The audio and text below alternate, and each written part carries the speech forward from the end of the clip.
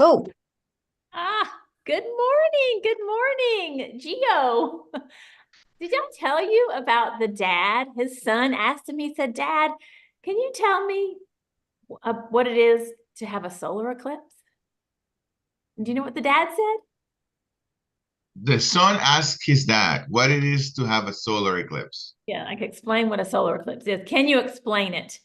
And do you know what Can the I dad said? explain? Oh, what did the dad say? The dad said, No, son.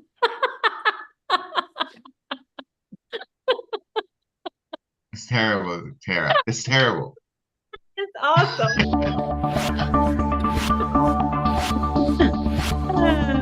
No, son. No, son. no son. Oh.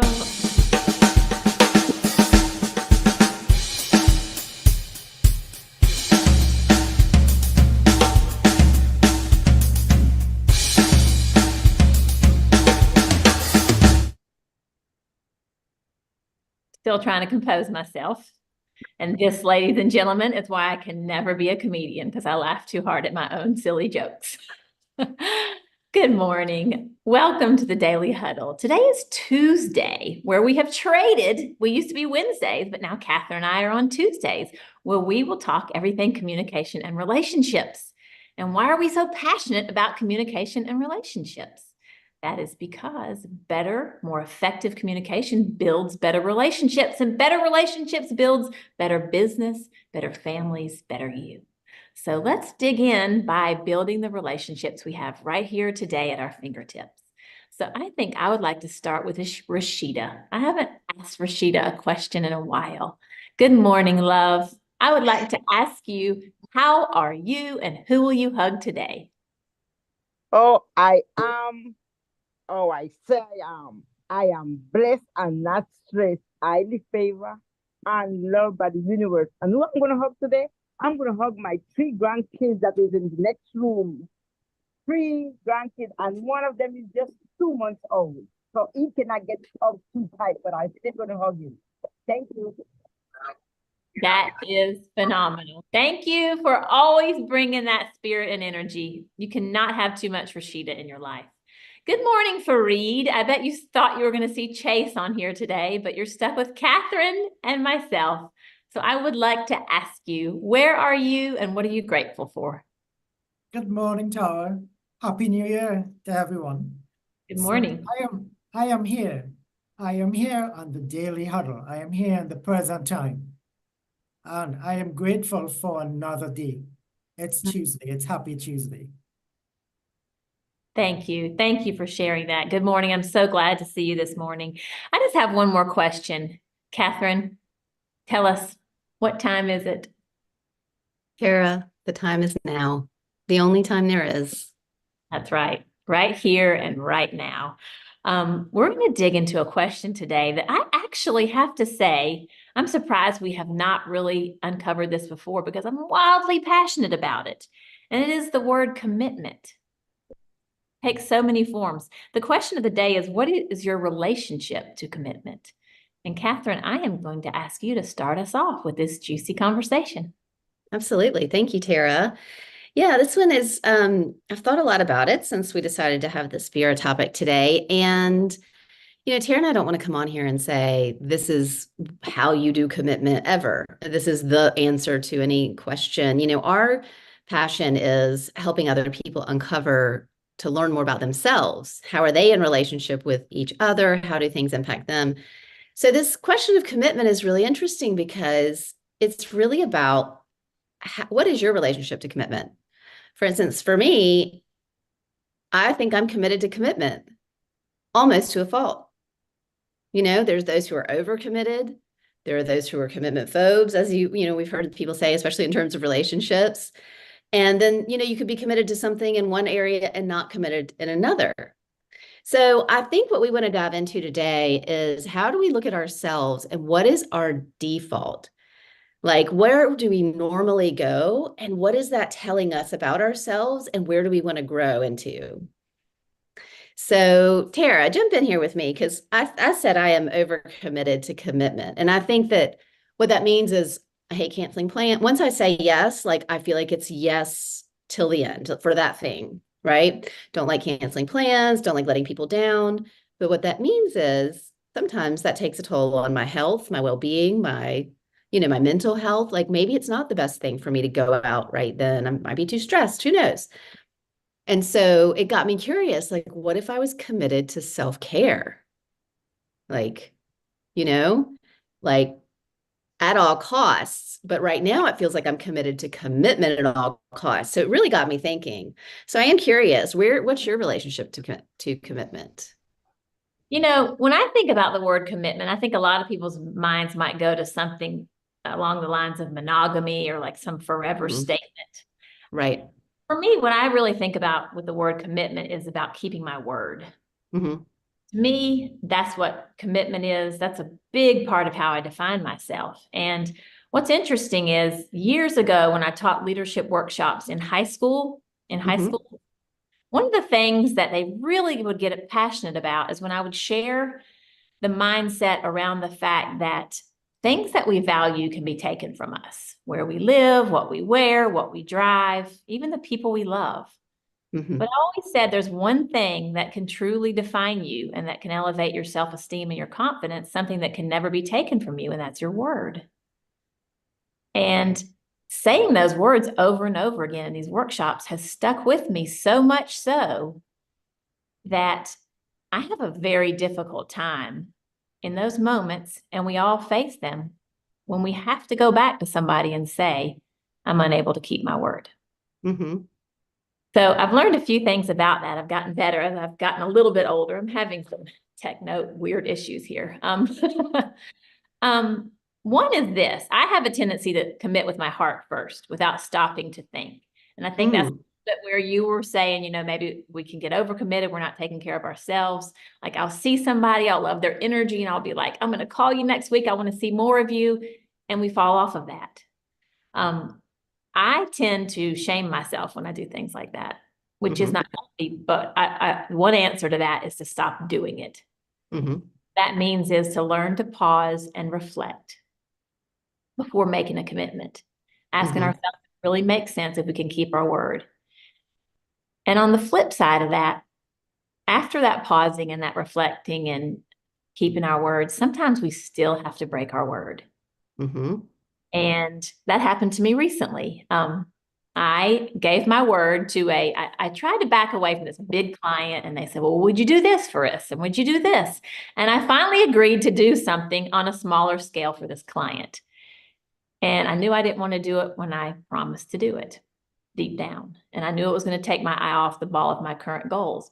But as time rocked along, I really wasn't keeping my word. I wasn't doing what they had asked of me. And I wasn't being my best Tara because it took me a long time to finally pick up the phone. Well, I finally did, and I picked up the phone and I called the CEO of the company. And I said, I owe you an apology. And he, of course, was like, no, you don't. It was just an opportunity. Don't worry about it. But to me, it was really giving me a reminder of where I get a lot of my confidence. And it's from keeping my word. And when I can't, owning it. And it took me a while to make that phone call. But once I did, it let me sit a little straighter and reminded me that we can't always keep our word, but we can always be accountable for it.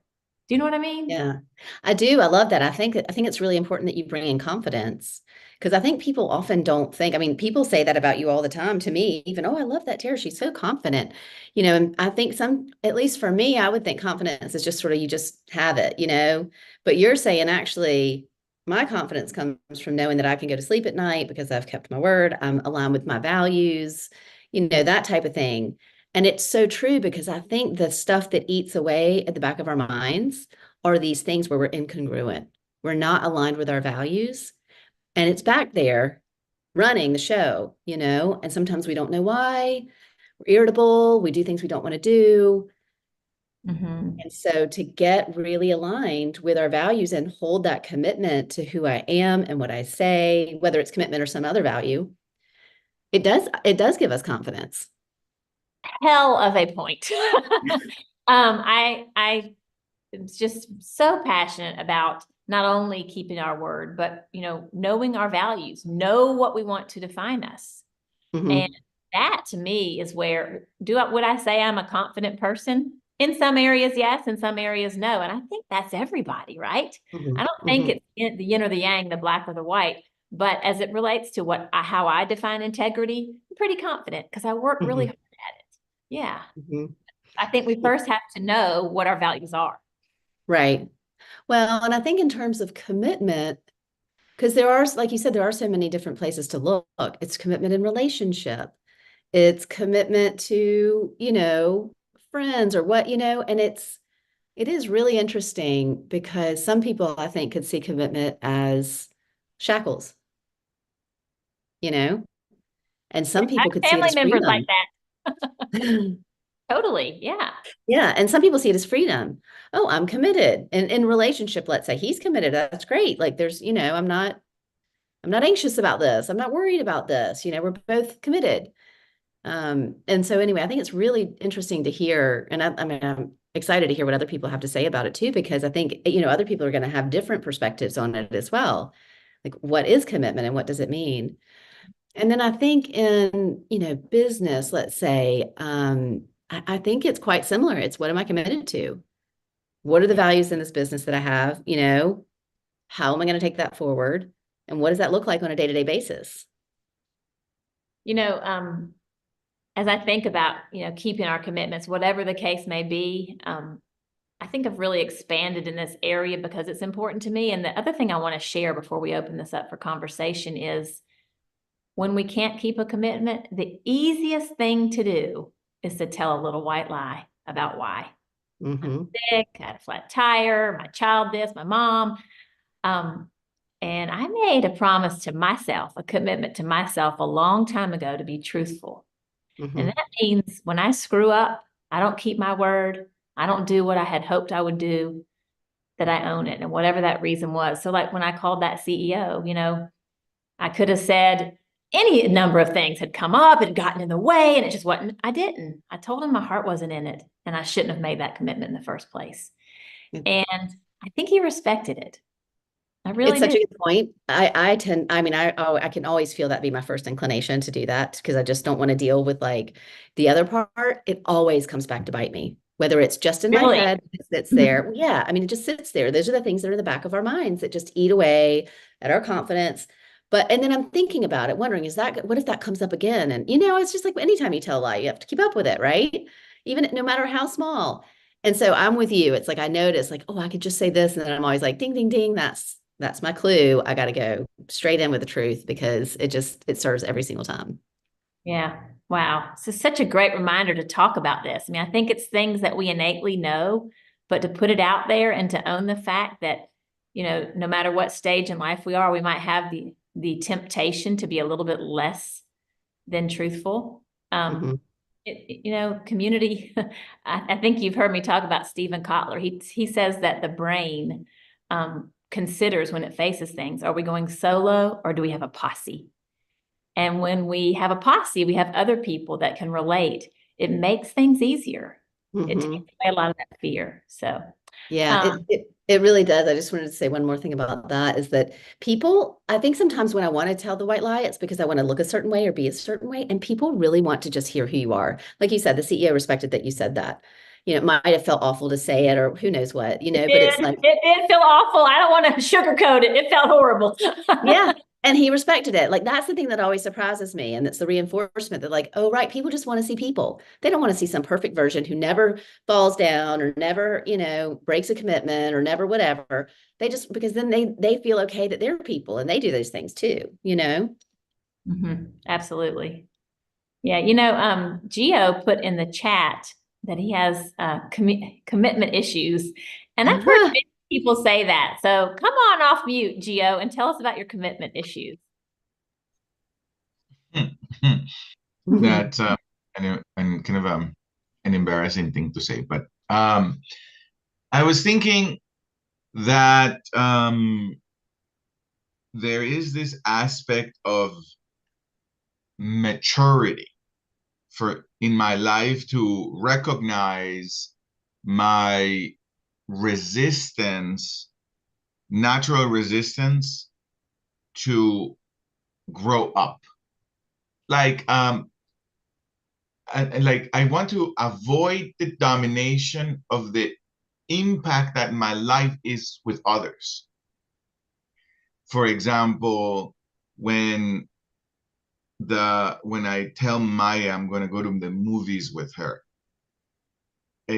there is an impact to her if I don't go.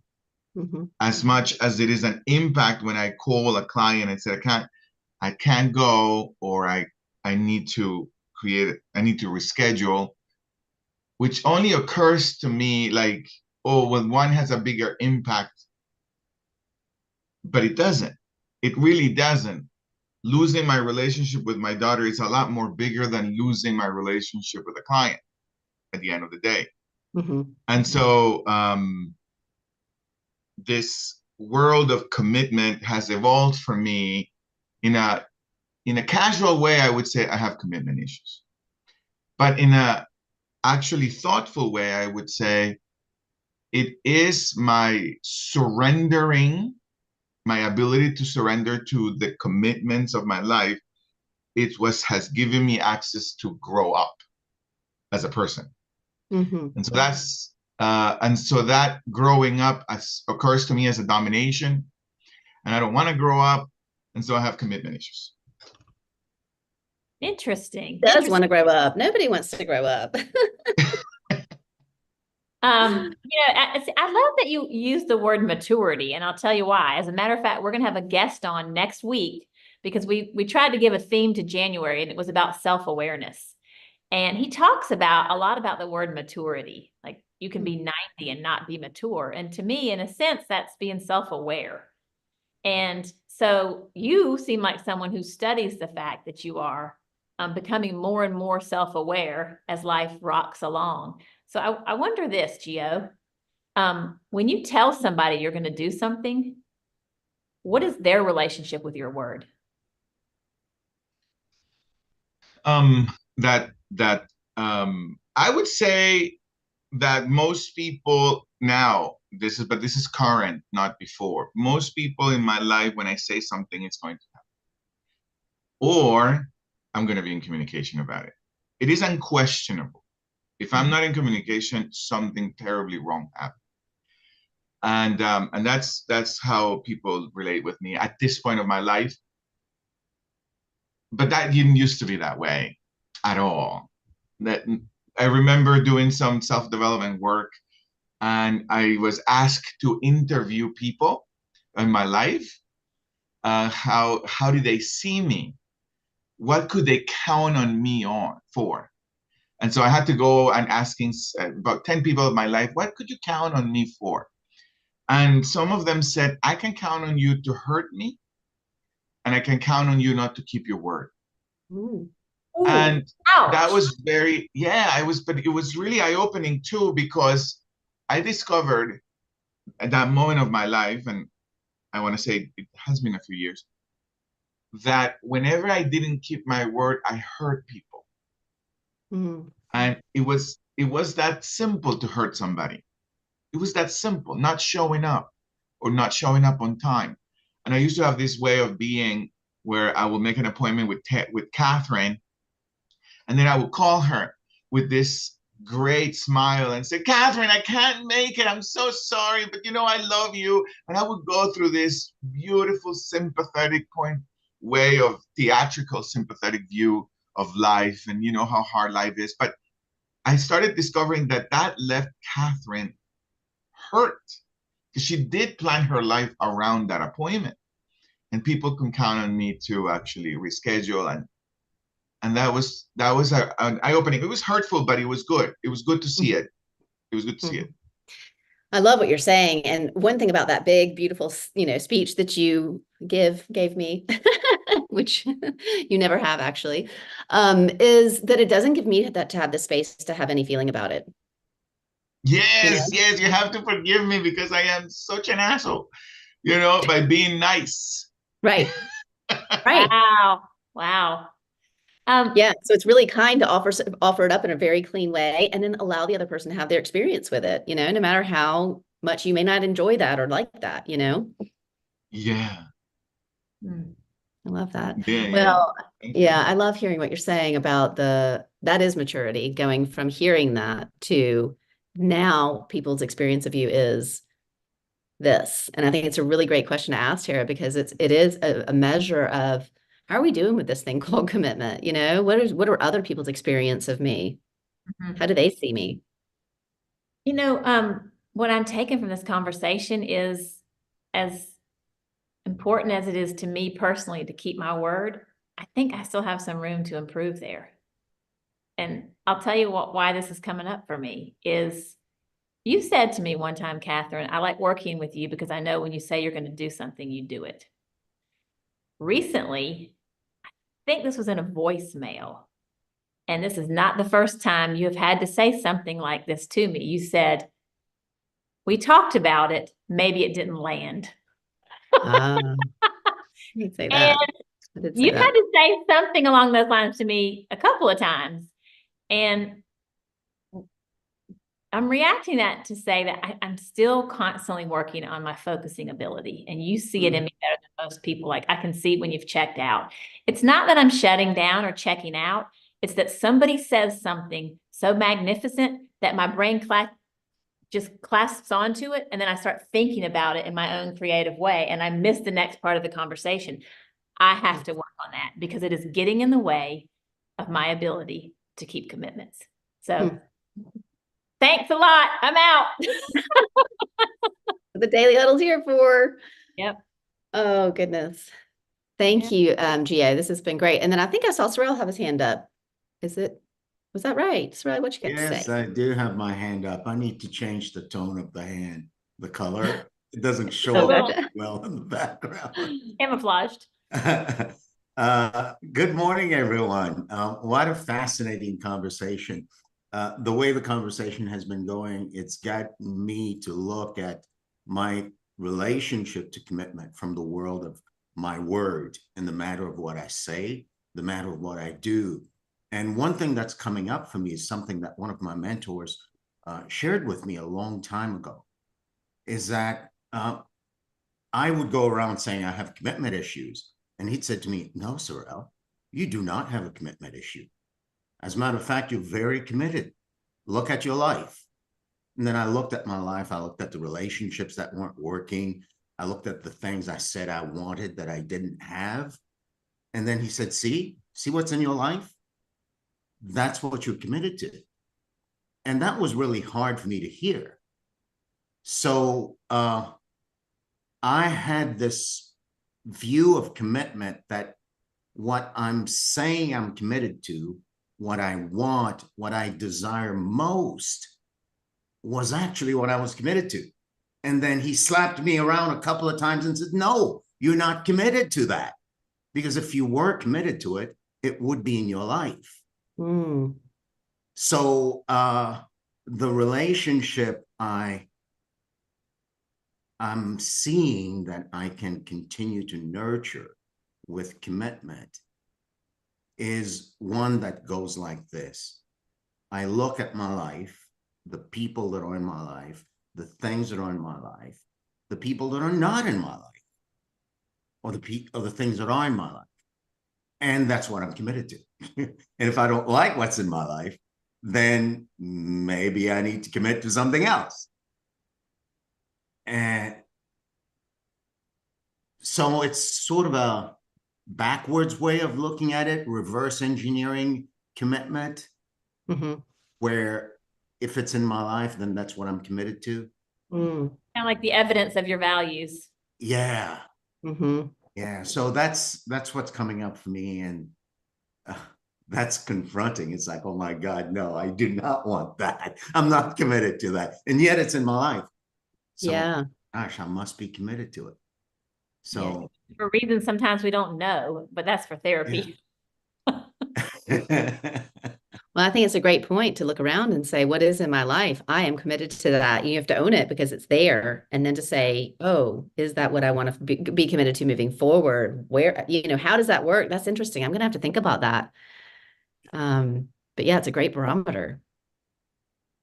Yeah. Thank you. Thank you, Sorrel. And Sorrel. Andrea, you have something to share. Good morning. Yes, well, you guys were talking about this amazing topic. It triggered the thinking that, for me at least, commitment is a twofold word. First is the want, this is what I want, this is what I wish, this is my desire. Mm. And then you have to act on it. So there's an action attached to it. So I don't see commitment as a 100% commitment. It is more, what is the first action you're taking to get what you want, to do what you want, to get what you wish for? So you are committed because you're doing something about it. It doesn't have to be 100%, because what I've noticed is that if we become into this 100% commitment, becomes perfectionist, and you don't do anything. So if you just think in your brain, I'm committed to do something, even if it's 80%, even if it's one first action, then it's true commitment, because you're doing and acting on it, even if not is 100% perfect. That's what I That's an have. interesting way to think about it. Because it's almost like, it's not like I've already gotten it, whatever this thing is I No. want. You're committed. So Yeah. but you saying you're committed is an act of presence, is an act of action. Mhm. If you're truly committed, you are wishing to get it or wanting to have it. And if you're acting on it, you already have it, because you're doing it. You're in the path of getting it on. So don't reach for perfection when you're committed. Mhm. Just reach for action. One I love action. that. It takes the pressure off, that Yeah, it's take like, the pressure oh, off. I am committed. Exactly. Mhm. Exactly. You know, this gives me peace around something, and it's a commitment that I made. It'll be 19 years on Thursday. Mm-hmm. And it was a promise to my daughter that I would find a way to stop her seizures. And I still have not kept that commitment. But you're But I'm- committed to it, right? Still am. So you are committed to it. You're doing something about it. You're not going to stop until you figure it out or you get it. But the path of commitment is something that is fulfilling. And you don't have to be 100% perfect or fulfill to feel fulfilled. Yeah. Thank you, Andrea. So Yes. powerful. So powerful. Rashida, good morning.